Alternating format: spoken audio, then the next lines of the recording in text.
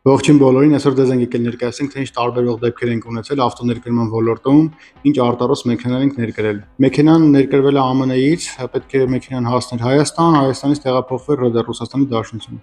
Մեքենան իր քաշի պատճառով մինչև իր հաճախորդին հասնելը երկու տեխնիկա է հասցրել փչացնի։ Առաջինը Գյումրու Մաքսատանը, մեքենան ամբարձիչով, նույնիսկ պագրուշիկով երբ իջացրել են կոնտեյներից, մեքենան փչացրել է իր քաշի պատճառով այդ ամբարձիչը, այնուհետև մեքենան փորձել են տեղափոխել Երևան, նա փչացրել է էվակուատորը նույն իր քաշի պատճառով, քանի որ նախատեսված չի եղել էվակուատորը տվյալ քաշի մեքենայի համար։ Եթե շատերը կռայեցին, խոսքը գնում է զրահապատ մեքենայի մասին, իսկ մեքենան կոնկրետ զրահապատ Mercedes G-Class-ն է։ Ռուսաստանում պատերազմը սկսելուն պես մեզ դիմեց մի հաճախորդ Ռուսաստանից, ազգությամբ ռուս, ասաց, որ ունի այսպիսի խնդիր, մեքենա է ներկրել, գնել է մեքենա հենց հայ ավտոներկրողից, պատճառը չհասկացանք ինչի կօգնեց հայ ավտոներկրողից եւ փոխանցել է ռուսական անձնագրով, արդեն պարզ էր, որ լինելու են սանկցիաներ, արդեն դրա մասին խոսում էին, կարծես թե արդեն կային սանկցիաներ Ռուսաստանի Դաշնության, ուրեմն այդ պատերազմի ժամանակ, 9 ամիս հետո, երկար պայքարելուց հետո փորձեցինք այդ մեքենայի բոլոր թղթաբանական հարցերը կարգավորել, մեզ էր շատ դժվար, առաջին անգամ ենք նմանատիպ հարցի հետ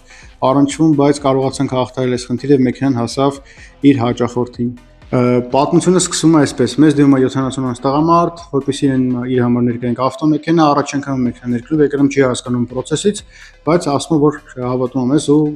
կպատվիրի մեր մոտից ավտոմեքենա։ Մեքենան գալիս է գրեթե չվթարված, խոսքը գնում է Jeep Compass-ի մասին, բարձր կոմպլեկտացիայի մեքենա է, շատ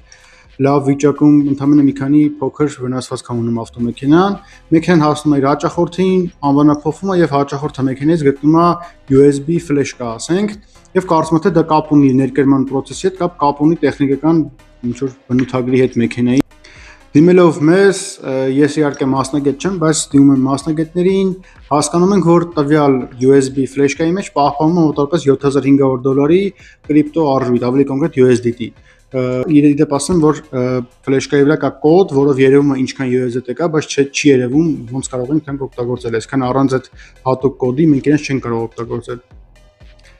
Կոպարդի տեխնիկական աջակցության մասնագետների հետ գտնում ենք մեքենայի իրական վաճառողին, նա պատմում է, որ այո, ինքը կորցրել է եւ մտածել է, որ մեքենայի մեջ կլինի, չի ստուգել վաճառելուց մեքենան եւ պատրաստ է մեզ մոտավորապես $1000 գումար վճարի այդ ֆլեշկան իրեն վերադարձնելու համար։ Իհարկե մեր հաճախորդը համաձայնվեց, մեզ որպես շնորհակալություն տվեց գումարի կեսը։